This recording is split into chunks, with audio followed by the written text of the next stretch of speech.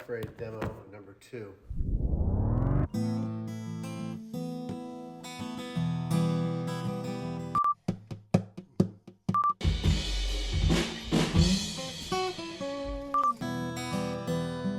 From demo to disc, this is Anatomy of a Song. Can we take it from the top?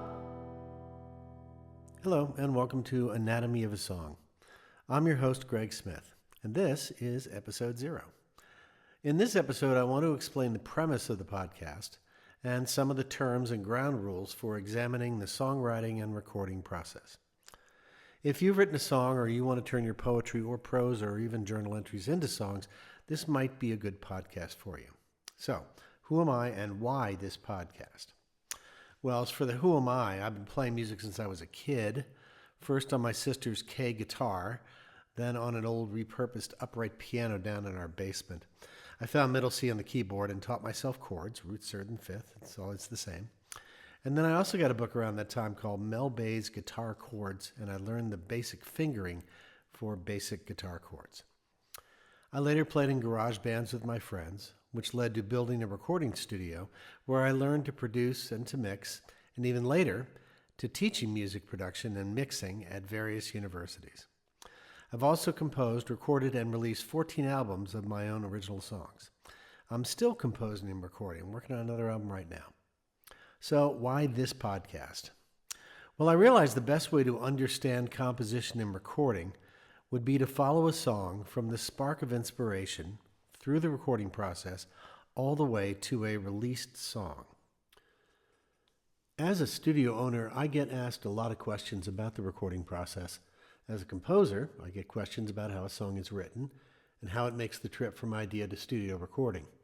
This podcast will answer some of those questions in the words of fellow composers and recording artists, such as, hey, I've written some poems and think they might make good lyrics. How do I do that? What's the best way to approach songwriting? Recording professional studio or home studio? And what do you need to set up a good home studio, both in terms of location and what gear you'll need? What is multi-track recording? Is it sometimes best to record your own stuff, or should you let someone else sing and play on it? How do you get your stuff on streaming services such as Spotify, Apple Music, Amazon Music, Pandora, etc.? Do you still need to print CDs of your stuff, or is streaming enough? How important is copyright, and what does it cover? Do I need a manager or an agent, and where do I find one? If you're never going to be a rock star, is it okay just to record your songs for posterity? And what is a rock star these days? And what can we learn about the songwriting and recording process by simply listening to music? One size does not fit all. Find the process that fits you. Hopefully this podcast will help you do some of that. I'll present some of my own songs, and I'm also going to talk through the various podcast episodes with other composers, producers, and performers about their songs, where the idea for that song came from, how to get the idea from your head to your hands, that is to play it, the role of a producer in getting inside the musician's head and decide which instruments to add in order to build a song. That's kind of what a producer does. Also, we'll talk about what I call happy accidents, that is, mistakes in the studio that lead to remarkable tracks. So, let's get started. First, let me pose a question. What is an artist? I'll give you a moment to think about that. What we're actually talking about here is an artist, a songwriter, a performer, or for that matter, a painter, a sculptor, an actor. And I'll give you my definition. Artists are those among us that create something out of nothing. Artists observe the world around us and interpret it for others. But make no mistake, an artist's interpretation is highly subjective and personal. In other words, two different artists will see the same night sky and come up with two very different paintings, right? The difference between Van Gogh's Starry Night over the Rhone and James Whistler's Nocturne in Black and Gold couldn't be more different. And that's a good thing. Different is not only good, it's essential in creating original art. Otherwise, and I'll be saying this a lot in this podcast, you're writing someone else's song. But there are rules. There's an old saying that I made up, when talking about creating art.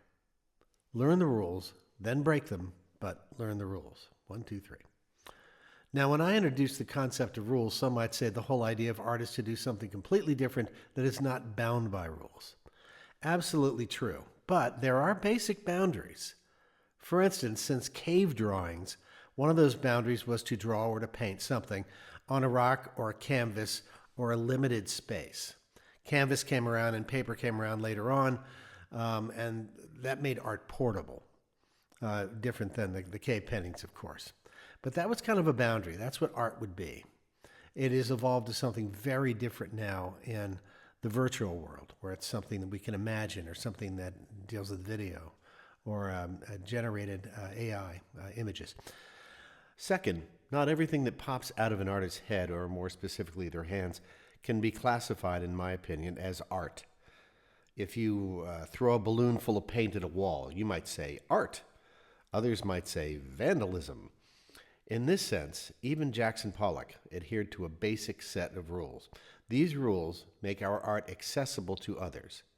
And that brings us to a fork in the road. Are we creating art for others or just for ourselves? Both things can be true, by the way. Now, bringing this back to songwriting, we can record our songs in our own studios and never play them for anyone else, and that's okay. But if we want to enter the marketplace, we have to allow our music to be accessible, that is, understood by the general public. So, as I said before, learn the rules, yes, there are rules, and then break them, which makes your art different than any other musician. Now that we got that out of the way, what are these rules of which I speak? Nothing too complicated, I assure you. As I see them, the rules have to do with basic song structure, and that song structure has been refined and adopted by musicians over the last several hundred years. You could even call them guidelines instead of rules, but you get the idea. For example, a basic pop song might be something like intro, verse 1, verse 2, chorus, bridge, and chorus. Or the way some musicians will define it, AABCB. Another rule might be that all songs use the same 12 notes, but there's a whole world of spaces between the semitones. So you get the idea. Learn the rules, then go out and break them. And so, by first understanding how most songs are structured, you're free to experiment and change the form. So those are the rules. Now go out and make your own set of rules, and please, break them. Now, I want to introduce some basic terminology and explain the recording process very briefly. Back in the day, and by the day I mean roughly mono recording from the 1920s, let's say, to the 1950s, the basic recording setup was one mic in a quiet room. If you had 4 musicians, you would arrange those musicians from near to the mic or far from the mic, depending on how loud they were. In other words, singer close to the mic, drummer farther away from the mic. Then we learned how to use different mics for everyone in the room, but they were all still fed into one channel. We're still in the world of mono recording. Think of pouring several different liquids into one funnel, right? The problem with this is that if you're in the same room and you're all playing together, even if you have your own mic and it's all going in the same funnel, each mic would pick up not only what it's pointed at, but also the other sounds in the room. Basically, microphones are dumb. They don't know not to listen to the other sounds in the room. Round about the 1950s, here comes Les Paul, who invents his version of a multi-track recorder, an 8-track recorder. Now we can record up to 8 different things, and most importantly, keep them separate from one another. Through the 1960s and into the 70s and up to the present time, we kept refining the multi-track recording process from 8 tracks, then 16, then 24 tracks of tape. And today we have digital tracking, which is virtually unlimited. You want to record 30 guitars, go ahead and record 30 guitars. You with me? Good. Now back to the songwriting. We don't start the songwriting process inside a multi-track recording studio. We usually do it in our bedroom or our living room. We do what we informally call a demo. We use our voice memo app on our phone or some other small recorder to record this. Just something to get down the basic melody, song structure, and lyrics. Words first, music first, doesn't matter, up to you. And after you've done a number of different demos, it's time to go into the studio. And remember that songs evolve over time. Maybe a song might start as a ballad.